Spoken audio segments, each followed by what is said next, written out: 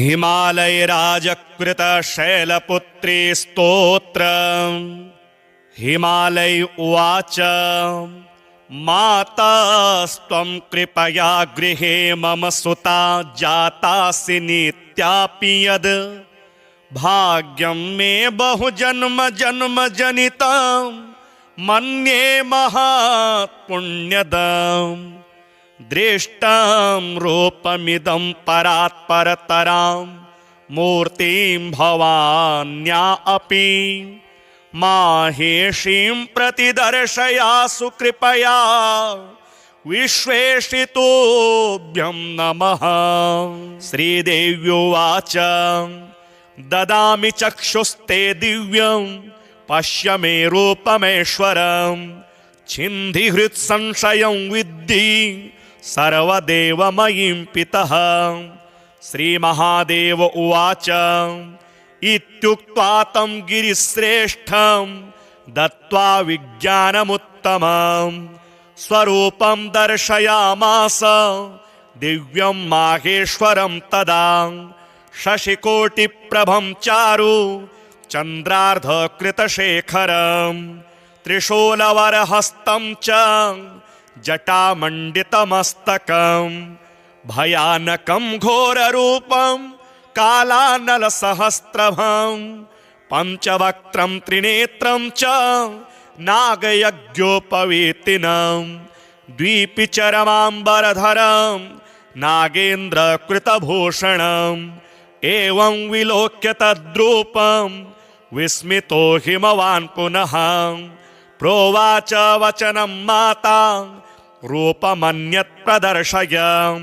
ततः संहृत्य तद्रूपं दर्शयामास तत्क्षणात् रूपमन्यन्मुनिश्रेष्ठं विश्वरूपा सनातनीं शरच्चन्द्रनिभं चारु मुकुटोज्ज्वलमस्तकं शङ्खचक्रगदापदम हस्तं नेत्रत्रयोज्ज्वलं दिव्यमाल्याम्बरधरं दिव्यगन्धानुलेपनं योगीन्द्रवृन्दसंवन्द्यं सुचारुचरणाम्बुजं संवर्तः पाणिपादं च सर्वतोक्षिशिरोमुखं दृष्ट्वा तदेतत्परमं रूपं स हिमवान् पुनः प्रणम्य तनयां प्राह विस्मयोत्फुल्ललोचनः।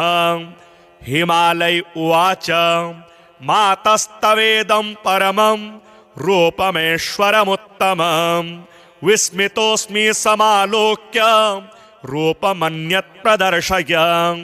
त्वं यस्य सो यशोच्चो हि धन्यश्च परमेश्वरीम् अनुगृह्णीष्व मातरमां कृपया त्वां नमो नमः। श्रीमहादेव उवाच इत्युक्ता सा तदा पित्रा शैलराजेन पार्वती तद्रूपमपि संहृत्य दिव्यं रूपं समादधे नीलोत्पलदलश्यामं वनमाला विभूषितं शङ्खचक्रगदापद्मम् अभिव्यक्तं चतुर्भुजम् एवं विलोक्य तद्रूपं शैलानामधिपस्ततः कृताञ्जलिपुटः स्थित्वा हर्षेण महतायुतः स्तोत्रेणानेन तां देवीं तुष्टाव परमेश्वरीं सर्वदेवमयीमाद्यां ब्रह्म विष्णु शिवात्मिकाम्।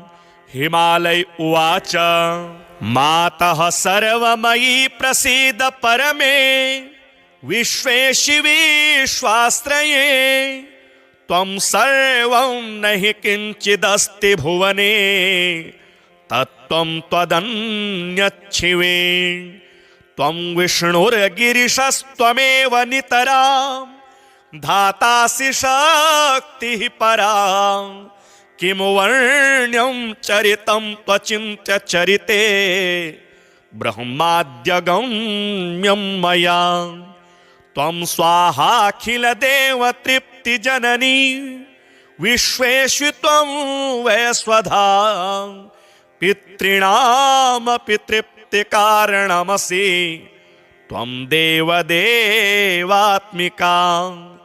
हव्यं कव्यमपि त्वमेव नियमो यज्ञस्तपो दक्षिणा त्वं स्वर्गादिफलं समस्तफलदे देवेशि तुभ्यं नमः रूपं सूक्ष्मतमं परात्परतरं यद्योगिनो विद्यया शुद्धं ब्रह्ममयं वदन्ति परमं मातः सुदृप्तं तव वाचा दुर्विषयं मनोतिगमपि त्रैलोक्यबीजं शिवे भक्त्याहं प्रणमामि देवि वरदे विश्वेश्वरी त्राहि माम् उद्यत सूर्यसहस्रभां मम गृहे जातां स्वयं लीलया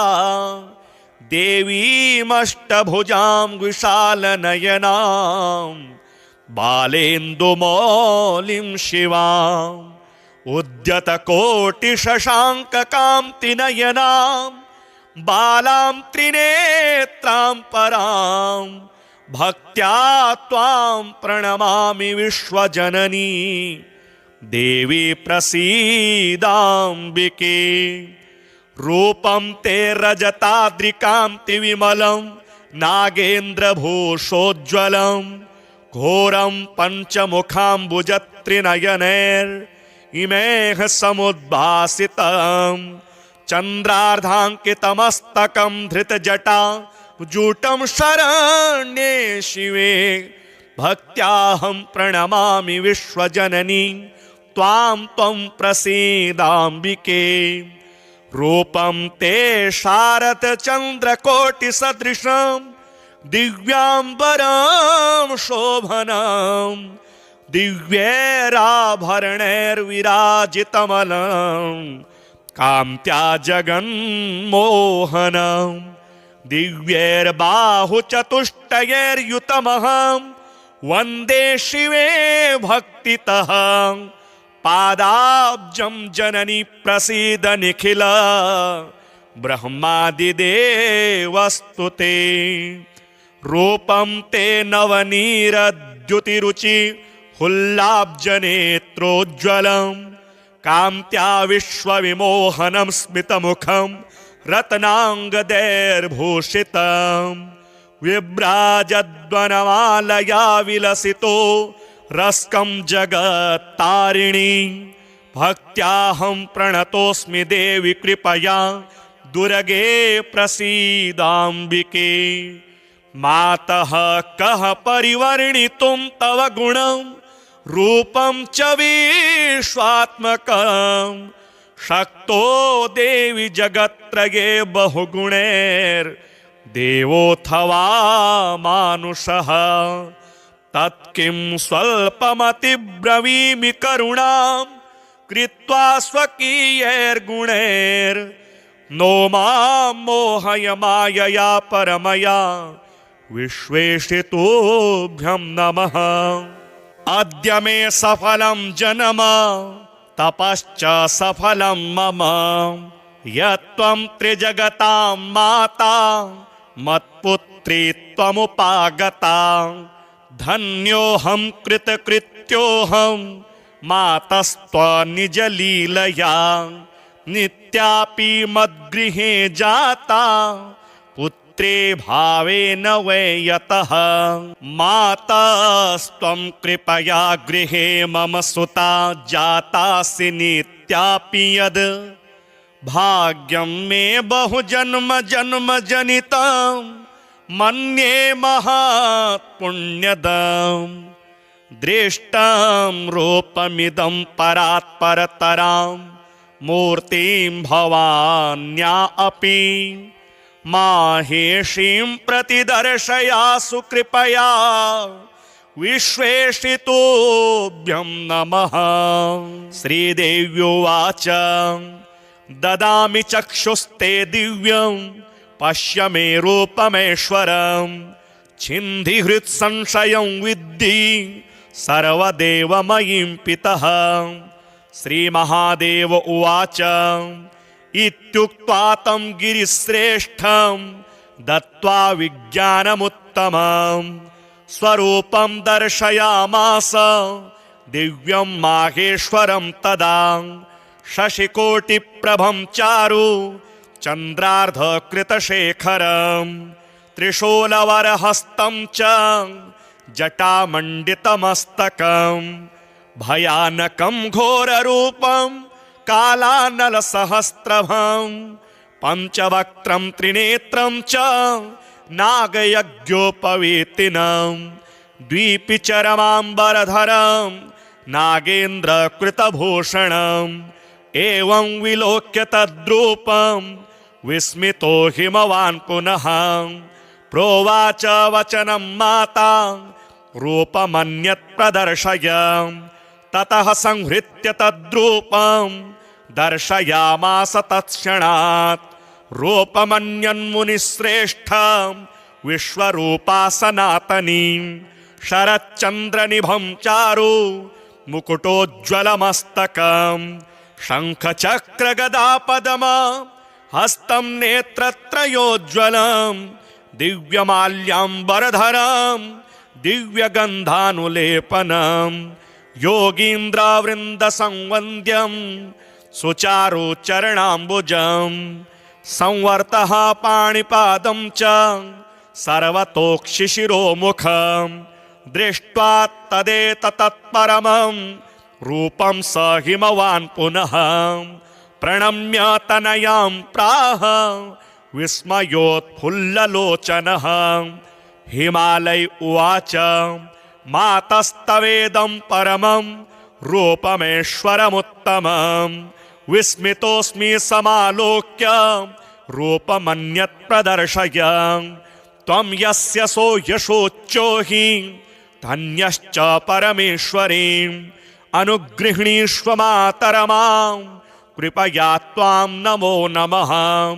श्रीमहादेव उवाच इत्युक्ता सा तदा पित्रा शैलराजेन पार्वती तद्रूपमपि संहृत्य दिव्यं रूपं समादधे नीलोत्पलदलश्यामं वनमाला विभूषितं शङ्खचक्रगदापद्ममभिव्यक्तं चतुर्भुजम् एवं विलोक्य तद्रूपं शैलानामधिपस्ततः कृताञ्जलिपुटः स्थित्वा हर्षेण महतायुतः स्तोत्रेणानेन तां देवीं तुष्टाव परमेश्वरीं सर्वदेवमयीमाद्यां ब्रह्म विष्णु शिवात्मिकां। हिमालय उवाच मातः सर्वमयी प्रसीद परमे विश्वेशिवी श्वाश्रये त्वं सर्वं न हि किञ्चिदस्ति भुवने तत्त्वं त्वदन्यच्छिवे त्वं विष्णुर्गिरिशस्त्वमेव नितरां धातासि शक्तिः परा किं वर्ण्यं चरितं त्वचिन्त्य चरिते ब्रह्माद्यगम्यं मया त्वं स्वाहाखिलदेवतृप्तिजननी विश्वेषु त्वं वैश्वधा पितॄणामपि तृप्तिकारणमसि त्वं देवदेवात्मिका हव्यं कव्यमपि त्वमेव नियमो यज्ञस्तपो दक्षिणा त्वं स्वर्गादिफलं समस्तफलदे देवेशि तुभ्यं नमः। रूपं सूक्ष्मतमं परात्परतरं यद्योगिनो विद्यया शुद्धं ब्रह्ममयं वदन्ति परमं मातः सुदृप्तं तव वाचा दुरविषयं मनोतिगमपि त्रैलोक्यबीजं शिवे भक्त्याहं प्रणमामि देवि वरदे विश्वेश्वरी त्राहि माम् उद्यत सूर्यसहस्रभां मम गृहे जातां स्वयं लीलया देवीमष्टभुजां विशालनयनां बालेन्दुमौलिं शिवाम् उद्यतकोटिशशाङ्ककान्तिनयनां बालां त्रिनेत्रां परां भक्त्या त्वां प्रणमामि विश्वजननी देवी प्रसीदाम्बिके। रूपं ते रजताद्रिकान्तिविमलं नागेन्द्रभूषोज्ज्वलं घोरं पञ्चमुखाम्बुजत्रिनयनैर्इमेह समुद्भासितं चन्द्रार्धाङ्कितमस्तकं धृतजटा जूटं शरण्ये शिवे भक्त्याहं प्रणमामि विश्वजननी त्वां त्वं प्रसीदाम्बिके। रूपं ते शारदचन्द्रकोटिसदृशं दिव्याम्बरं शोभनं दिव्यैराभरणैर्विराजितमलं कान्त्या जगन्मोहनं दिव्यैर्बाहुचतुष्टयैर्युतमहं वन्दे शिवे भक्तितः पादाब्जं जननी प्रसीद निखिल ब्रह्मादिदेवस्तुते। रूपं ते नवनीरद्युतिरुचि हुल्लाब्जनेत्रोज्ज्वलं कान्त्या विश्वविमोहनं स्मितमुखं रत्नाङ्गदैर्भूषितं विभ्राजद्वनमालया विलसितो रस्कं जगत्तारिणी भक्त्याहं प्रणतोऽस्मि देवि कृपया दुर्गे प्रसीदाम्बिके। मातः कः परिवर्णितुं तव गुणं रूपं च विश्वात्मकं शक्तो देवि जगत्त्रये बहुगुणैर्देवोऽथवा मानुषः तत्किं स्वल्पमतिब्रवीमि करुणां कृत्वा स्वकीयैर्गुणैर्नो मां मोहय मायया परमया विश्वेशितोऽभ्यं नमः। अद्य मे सफलं जन्म तपश्च सफलं मम यत्त्वं त्रिजगतां माता मत्पुत्री त्वमुपागता धन्योऽहं कृतकृत्योऽहं मातस्त्वनिजलीलया नित्यापि मद्गृहे जाता पुत्रे भावेन वै यतः मातस्त्वं कृपया गृहे मम सुता जातासि नित्यापि यद् भाग्यं मे बहुजन्म जन्म जनितं मन्ये महात्पुण्यदम्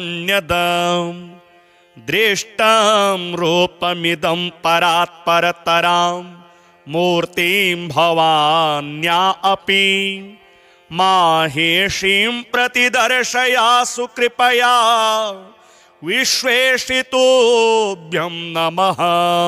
श्रीदेव्युवाच ददामि चक्षुस्ते दिव्यं पश्य मे रूपमेश्वरं छिन्धि हृत्संशयं विद्धि सर्वदेवमयीं पितः।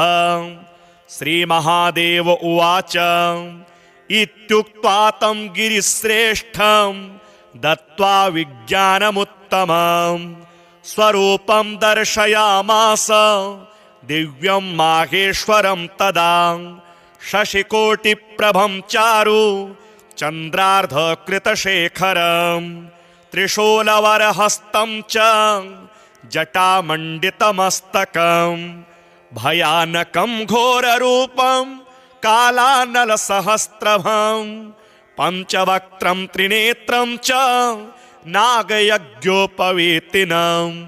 द्विपिचरमाम्बरधरं नागेन्द्रकृतभूषणम् एवं विलोक्य तद्रूपं विस्मितो हिमवान् पुनः प्रोवाच वचनं माता रूपमन्यत् प्रदर्शय।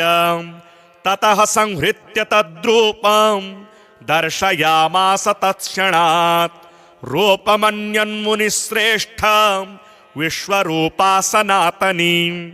शरच्चन्द्रनिभं चारु मुकुटोज्ज्वलमस्तकं। शङ्खचक्रगदापदम हस्तं नेत्रत्रयोज्ज्वलं। दिव्यमाल्याम्बरधरं दिव्यगन्धानुलेपनं। योगीन्द्रवृन्दसंवन्द्यं सुचारुचरणाम्बुजं। संवर्तः पाणिपादं च सर्वतोक्षिशिरोमुखं। दृष्ट्वा तदेतत्परमं रूपं स हिमवान् पुनः। प्रणम्य तनयां प्राह विस्मयोत्फुल्ललोचनः। हिमालय उवाच मातस्तवेदं परमं रूपमेश्वरमुत्तमं। विस्मितोऽस्मि समालोक्य रूपमन्यत् प्रदर्शय। त्वं यस्य सो यशोच्चो हि धन्यश्च परमेश्वरीं। अनुगृह्णीष्व मातरमां कृपया त्वां नमो नमः। श्रीमहादेव उवाच इत्युक्ता सा तदा पित्रा शैलराजेन पार्वती। तद्रूपमपि संहृत्य दिव्यं रूपं समादधे। नीलोत्पलदलश्यामं वनमाला विभूषितं। शङ्खचक्रगदापद्मम् अभिव्यक्तं चतुर्भुजम्। एवं विलोक्य तद्रूपं शैलानामधिपस्ततः। कृताञ्जलिपुटः स्थित्वा हर्षेण महतायुतः। स्तोत्रेणानेन तां देवीं तुष्टाव परमेश्वरीं। सर्वदेवमयीमाद्यां ब्रह्मविष्णु शिवात्मिकां। हिमालय उवाच मातः सर्वमयी प्रसीद परमे। विश्वेशि विश्वाश्रये त्वं सर्वं न हि किञ्चिदस्ति भुवने। तत्त्वं त्वदन्यच्छिवे। त्वं विष्णुर्गिरिशस्त्वमेव नितरां। धातासि शक्तिः परा। किं वर्ण्यं चरितं त्वचिन्त्य चरिते। ब्रह्माद्यगम्यं मया। त्वं स्वाहाखिलदेवतृप्तिजननी। विश्वेषु त्वं वैश्वधा। पितॄणामपि तृप्तिकारणमसि। त्वं देवदेवात्मिका। हव्यं कव्यमपि त्वमेव नियमो। यज्ञस्तपो दक्षिणा। त्वं स्वर्गादिफलं समस्तफलदे। देवेशि तुभ्यं नमः। रूपं सूक्ष्मतमं परात्परतरं। यद्योगिनो विद्यया शुद्धं ब्रह्ममयं वदन्ति परमं। मातः सुदृप्तं तव। वाचा दुरविषयं मनोतिगमपि। त्रैलोक्यबीजं शिवे। भक्त्याहं प्रणमामि देवि वरदे। विश्वेश्वरी त्राहि माम्। उद्यत सूर्यसहस्रभां मम गृहे। जातां स्वयं लीलया। देवीमष्टभुजां विशालनयनां। बालेन्दुमौलिं शिवाम्। उद्यतकोटिशशाङ्ककान्तिनयनां। बालां त्रिनेत्रां परां। भक्त्या त्वां प्रणमामि विश्वजननी। देवी प्रसीदाम्बिके। रूपं ते रजताद्रिकान्तिविमलं। नागेन्द्रभूषोज्ज्वलं। घोरं पञ्चमुखाम्बुजत्रिनयनैर् इमेह समुद्भासितं। चन्द्रार्धाङ्कितमस्तकं धृतजटा जूटं शरण्ये शिवे भक्त्याहं प्रणमामि विश्वजननी त्वां त्वं प्रसीदाम्बिके रूपं ते शारदचन्द्रकोटिसदृशं दिव्याम्बरं शोभनं दिव्यैराभरणैर्विराजितमलं कान्त्या जगन्मोहनं दिव्यैर्बाहुचतुष्टयैर्युतमहं वन्दे शिवे भक्तितः पादाब्जं जननी प्रसीद निखिल ब्रह्मादिदेवस्तुते रूपं ते नवनीरद्युतिरुचि हुल्लाब्जनेत्रोज्ज्वलं कान्त्या विश्वविमोहनं स्मितमुखं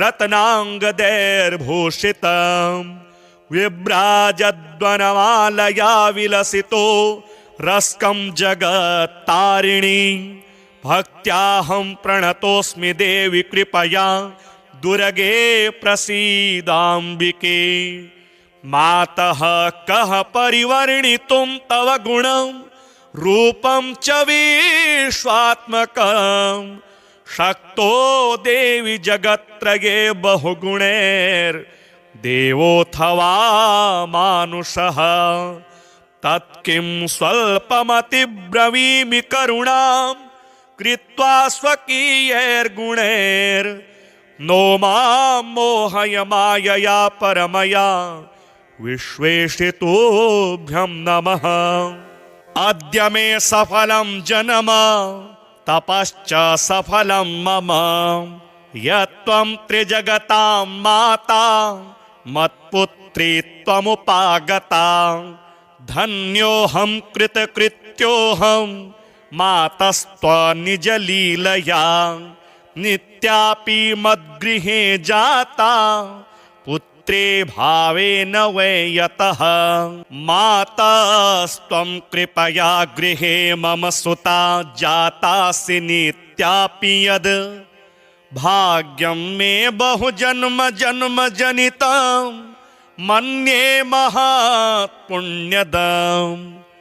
दृष्टं रूपमिदं परात्परतरां मूर्तिं भवान्या अपि माहेशीं प्रतिदर्शयासु कृपया विश्वेशितोऽभ्यं नमः। श्रीदेव्युवाच ददामि चक्षुस्ते दिव्यं पश्य मे रूपमेश्वरं छिन्धि हृत्संशयं विद्धि सर्वदेवमयीं पितः। श्रीमहादेव उवाच इत्युक्त्वा तं गिरिश्रेष्ठं दत्त्वा विज्ञानमुत्तमं स्वरूपं दर्शयामास दिव्यं माहेश्वरं तदा शशिकोटिप्रभं चारु चन्द्रार्धकृतशेखरं त्रिशूलवरहस्तं च जटामण्डितमस्तकं भयानकं घोररूपं कालानलसहस्रभं पञ्चवक्त्रं त्रिनेत्रं च नागयज्ञोपवीतिनं द्विपिचरमाम्बरधरं नागेन्द्रकृतभूषणम् एवं विलोक्य तद्रूपं विस्मितो हिमवान् पुनः प्रोवाच वचनं माता रूपमन्यत् प्रदर्शय। ततः संहृत्य तद्रूपं दर्शयामास तत्क्षणात् रूपमन्यन्मुनिश्रेष्ठं विश्वरूपा सनातनीं शरच्चन्द्रनिभं चारु मुकुटोज्ज्वलमस्तकं शङ्खचक्रगदापदमा हस्तं नेत्रत्रयोज्ज्वलं दिव्यमाल्याम्बरधरं दिव्यगन्धानुलेपनं योगीन्द्रवृन्दसंवन्द्यं सुचारुचरणाम्बुजं संवर्तः पाणिपादं च सर्वतोक्षिशिरोमुखं दृष्ट्वा तदेतत्परमं रूपं स हिमवान् पुनः प्रणम्य तनयां प्राह विस्मयोत्फुल्ललोचनः। हिमालय उवाच मातस्तवेदं परमं रूपमेश्वरमुत्तमं। विस्मितोऽस्मि समालोक्य रूपमन्यत् प्रदर्शय।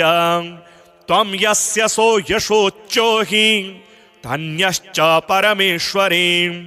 अनुगृह्णीष्व मातरमां कृपया त्वां नमो नमः। श्रीमहादेव उवाच इत्युक्ता सा तदा पित्रा शैलराजेन पार्वती। तद्रूपमपि संहृत्य दिव्यं रूपं समादधे। नीलोत्पलदलश्यामं वनमाला विभूषितं। शङ्खचक्रगदा पद्ममभिव्यक्तं चतुर्भुजम्।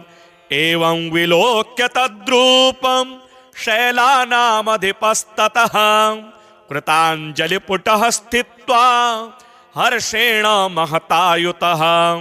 स्तोत्रेणानेन तां देवीं तुष्टाव परमेश्वरीं। सर्वदेवमयीमाद्यां ब्रह्म विष्णु शिवात्मिकां।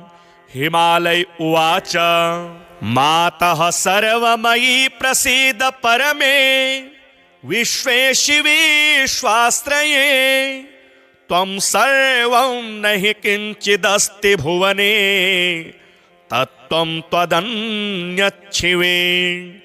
त्वं विष्णुर्गिरिशस्त्वमेव नितरां धातासि शक्तिः परा। किं वर्ण्यं चरितं त्वचिन्त्य चरिते ब्रह्माद्यगम्यं मया। त्वं स्वाहाखिलदेवतृप्तिजननी विश्वेषु त्वं वैश्वधा। पितॄणामपि तृप्तिकारणमसि त्वं देवदेवात्मिका। हव्यं कव्यमपि त्वमेव नियमो यज्ञस्तपो दक्षिणा। त्वं स्वर्गादिफलं समस्तफलदे देवेशि तुभ्यं नमः।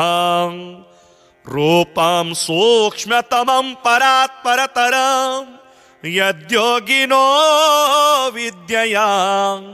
शुद्धं ब्रह्ममयं वदन्ति परमं मातः सुदृप्तं तव। वाचा दुर्विषयं मनोतिगमपि त्रैलोक्यबीजं शिवे।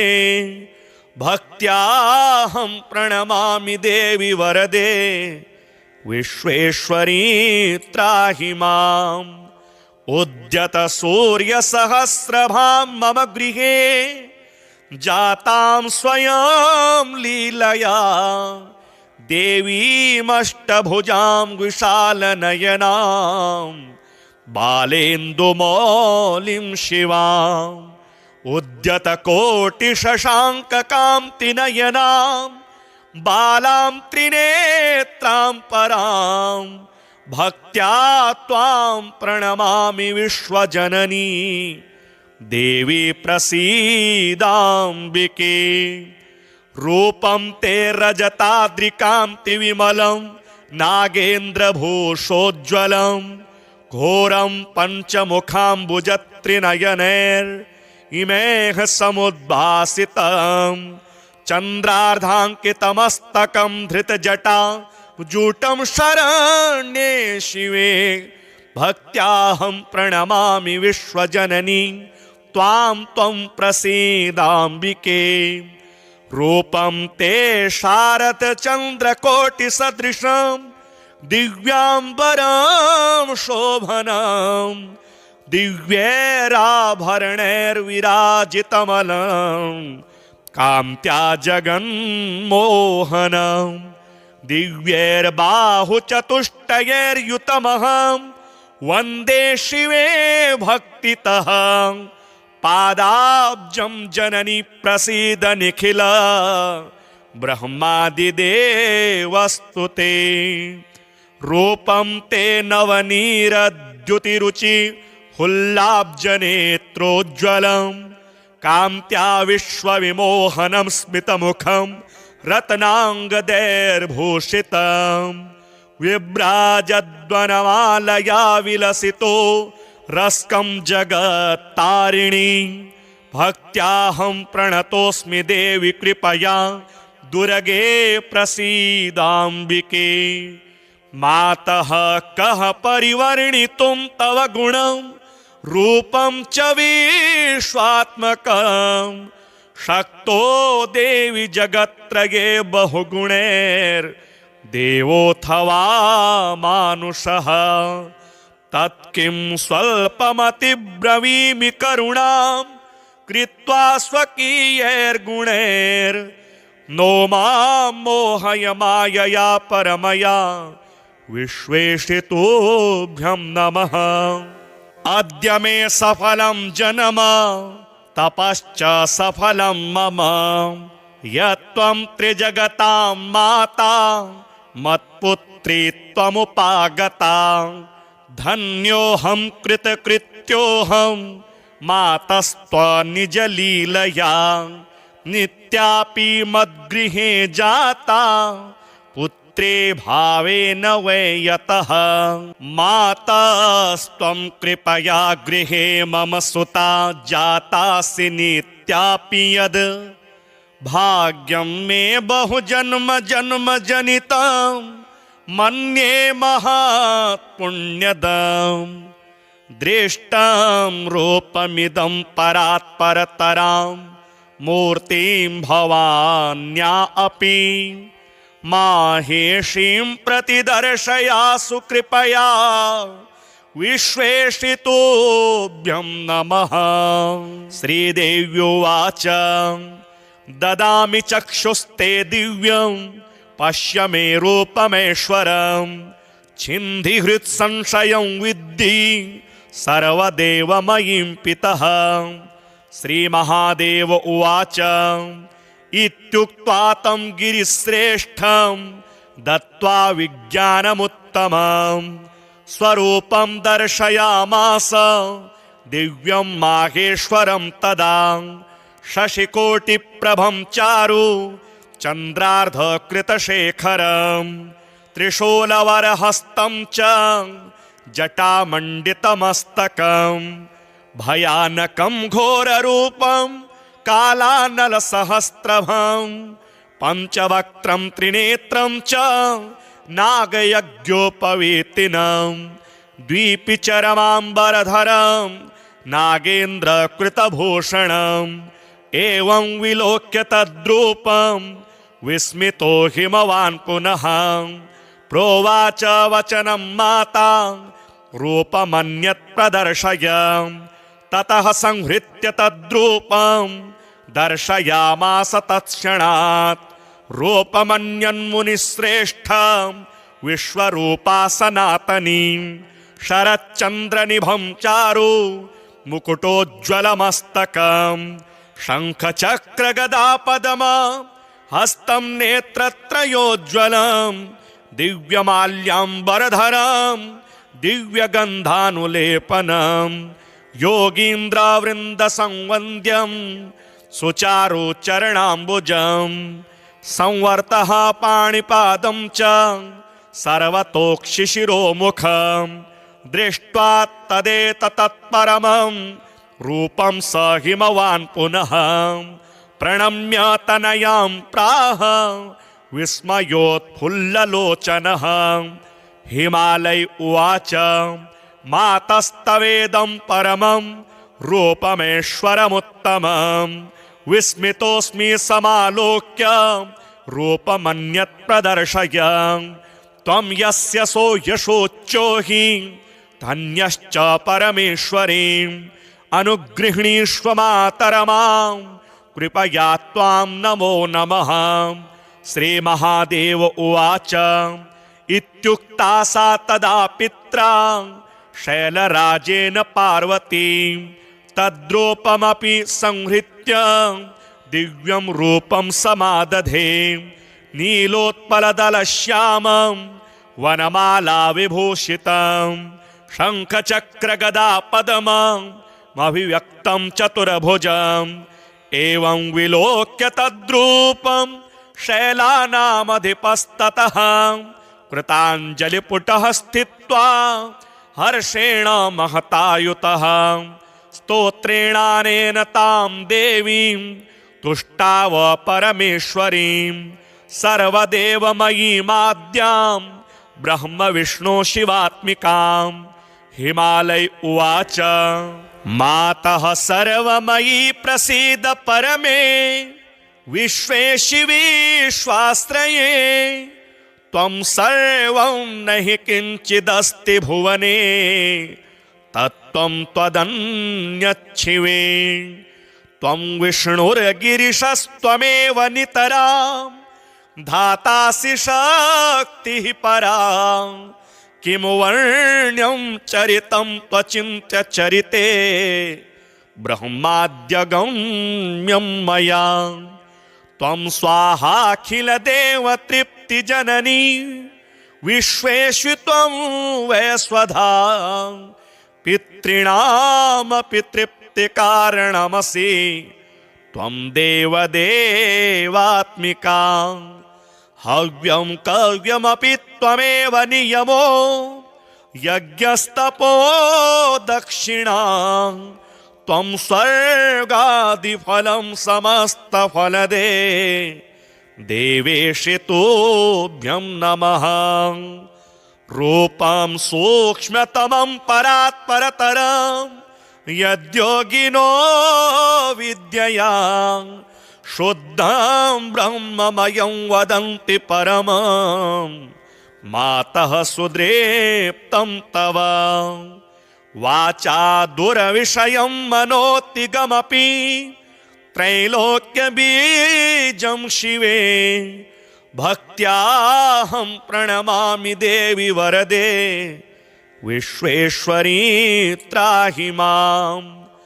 उद्यत सूर्यसहस्रभां मम गृहे जातां स्वयं लीलया देवीमष्टभुजां विशालनयनां बालेन्दुमौलिं शिवाम् उद्यतकोटिशशाङ्ककान्तिनयनां बालां त्रिनेत्रां परां भक्त्या त्वां प्रणमामि विश्वजननी देवी प्रसीदाम्बिके। रूपं ते रजताद्रिकान्तिविमलं नागेन्द्रभूषोज्ज्वलं घोरं पञ्चमुखाम्बुजत्रिनयनैर्इमेह समुद्भासितं चन्द्रार्धाङ्कितमस्तकं धृतजटा जूटं शरण्ये शिवे भक्त्याहं प्रणमामि विश्वजननी त्वां त्वं प्रसीदाम्बिके।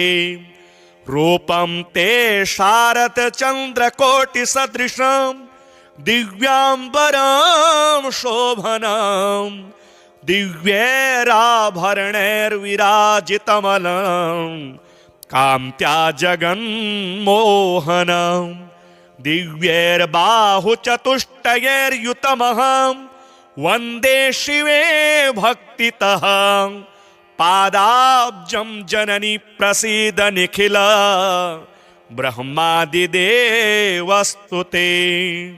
रूपं ते नवनीरद्युतिरुचि हुल्लाब्जनेत्रोज्ज्वलं कान्त्या विश्वविमोहनं स्मितमुखं रत्नाङ्गदैर्भूषितं विभ्राजद्वनमालया विलसितो रस्कं जगत्तारिणी भक्त्याहं प्रणतोऽस्मि देवि कृपया दुर्गे प्रसीदाम्बिके।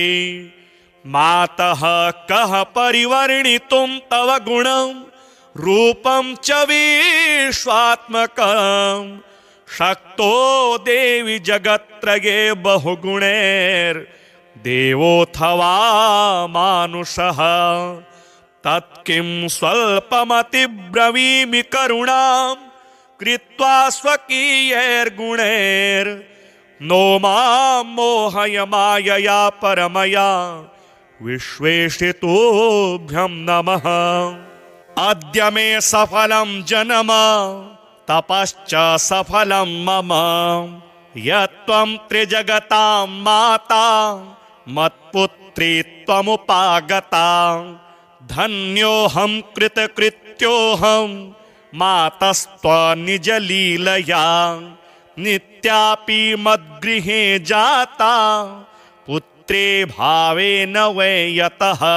मातस्त्वं कृपया गृहे मम सुता जातासि नित्यापि यद्, भाग्यं मे बहु जन्म जन्म जनितं मन्ये महात्पुण्यदम्। दृष्टं रूपमिदं परात्परतरां मूर्तिं भवान्या अपि, माहेशीं प्रतिदर्शयासु कृपया विश्वेशितोभ्यं नमः।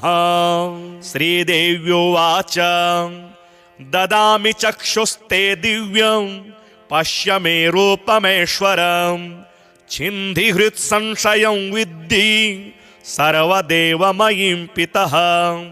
श्रीमहादेव उवाच इत्युक्त्वा तं गिरिश्रेष्ठं दत्त्वा विज्ञानमुत्तमं, स्वरूपं दर्शयामास दिव्यं माहेश्वरं तदा। शशिकोटिप्रभं चारु चन्द्रार्धकृतशेखरं, त्रिशूलवरहस्तं च जटामण्डितमस्तकं, भयानकं घोररूपं कालानलसहस्रभं, पञ्चवक्त्रं त्रिनेत्रं च नागयज्ञोपवीतिनं, द्विपिचरमाम्बरधरं नागेन्द्रकृतभूषणम्। एवं विलोक्य तद्रूपं विस्मितो हिमवान् पुनः, प्रोवाच वचनं माता रूपमन्यत् प्रदर्शय। ततः संहृत्य तद्रूपं दर्शयामास तत्क्षणात्, रूपमन्यन्मुनिश्रेष्ठं विश्वरूपा सनातनीं। शरच्चन्द्रनिभं चारु मुकुटोज्ज्वलमस्तकं, शङ्खचक्रगदापद्म हस्तं नेत्रत्रयोज्ज्वलं, दिव्यमाल्याम्बरधरं दिव्यगन्धानुलेपनं, योगीन्द्रवृन्दसंवन्द्यं सुचारुचरणाम्बुजं, संवर्तः पाणिपादं च सर्वतोक्षिशिरोमुखं। दृष्ट्वा तदेतत्परमं रूपं स हिमवान् पुनः, प्रणम्य तनयां प्राह विस्मयोत्फुल्ललोचनः। हिमालय उवाच मातस्तवेदं परमं रूपमेश्वरमुत्तमं, विस्मितोऽस्मि समालोक्य रूपमन्यत् प्रदर्शय। त्वं यस्य सो यशोच्चो हि धन्यश्च परमेश्वरीं, अनुगृह्णीष्व मातरमां कृपया त्वां नमो नमः। श्रीमहादेव उवाच इत्युक्ता सा तदा पित्रा शैलराजेन पार्वतीं, तद्रूपमपि संहृत्य दिव्यं रूपं समादधे। नीलोत्पलदलश्यामं वनमाला विभूषितं, शङ्खचक्रगदापद्ममभिव्यक्तं चतुर्भुजम्। एवं विलोक्य तद्रूपं शैलानामधिपस्ततः, कृताञ्जलिपुटः स्थित्वा हर्षेण महतायुतः। स्तोत्रेणानेन तां देवीं तुष्टाव परमेश्वरीं, सर्वदेवमयीमाद्यां ब्रह्म विष्णु शिवात्मिकां। हिमालय उवाच मातः सर्वमयी प्रसीद परमे, विश्वेशिवीश्वाश्रये। त्वं सर्वं न हि किञ्चिदस्ति भुवने, तत्त्वं त्वदन्यच्छिवे। त्वं विष्णुर्गिरिशस्त्वमेव नितरां धातासि शक्तिः परा किं वर्ण्यं चरितं त्वचिन्त्य चरिते ब्रह्माद्यगम्यं मया त्वं स्वाहाखिलदेवतृप्तिजननी विश्वेषु त्वं वैश्वधा पितॄणामपि तृप्तिकारणमसि त्वं देवदेवात्मिका हव्यं कव्यमपि त्वमेव नियमो यज्ञस्तपो दक्षिणा त्वं स्वर्गादिफलं समस्तफलदे देवेशि तुभ्यं नमः रूपं सूक्ष्मतमं परात्परतरं यद्योगिनो विद्यया शुद्धं ब्रह्ममयं वदन्ति परमं मातः सुदृप्तं तव वाचा दुर्विषयं मनोतिगमपि त्रैलोक्यबीजं शिवे भक्त्याहं प्रणमामि देवि वरदे विश्वेश्वरी त्राहि माम् उद्यत सूर्यसहस्रभां मम गृहे जातां स्वयं लीलया देवीमष्टभुजां विशालनयनां बालेन्दुमौलिं शिवाम् उद्यतकोटिशशाङ्ककान्तिनयनां बालां त्रिनेत्रां परां भक्त्या त्वां प्रणमामि विश्वजननी देवी प्रसीदाम्बिके रूपं ते रजताद्रिकान्तिविमलं नागेन्द्रभूषोज्ज्वलं घोरं पञ्चमुखाम्बुजत्रिनयनैर्इमेह समुद्भासितं चन्द्रार्धाङ्कितमस्तकं धृतजटा जूटं शरण्ये शिवे भक्त्याहं प्रणमामि विश्वजननी त्वां त्वं प्रसीदाम्बिके रूपं ते शारदचन्द्रकोटिसदृशं दिव्याम्बरं शोभनं दिव्यैराभरणैर्विराजितमलं कान्त्या जगन्मोहनं दिव्यैर्बाहुचतुष्टयैर्युतमहं वन्दे शिवे भक्तितः पादाब्जं जननी प्रसीद निखिल ब्रह्मादिदेवस्तुते रूपं ते नवनीरद्युतिरुचि हुल्लाब्जनेत्रोज्ज्वलं कान्त्या विश्वविमोहनं स्मितमुखं रत्नाङ्गदैर्भूषितं विभ्राजद्वनमालया विलसितो रस्कं जगत्तारिणी भक्त्याहं प्रणतोऽस्मि देवि कृपया दुर्गे प्रसीदाम्बिके मातः कः परिवर्णितुं तव गुणं रूपं च विश्वात्मकं शक्तो देवि जगत्त्रये बहुगुणैर्देवोऽथवा मानुषः तत्किं स्वल्पमतिब्रवीमि करुणां कृत्वा स्वकीयैर्गुणैर्नो मां मोहय मायया परमया विश्वेशितोभ्यं नमः अद्य मे सफलं जन्म तपश्च सफलं मम यत्त्वं त्रिजगतां माता मत्पुत्री त्वमुपागता धन्योऽहं कृतकृत्योऽहं मातस्त्वनिजलीलया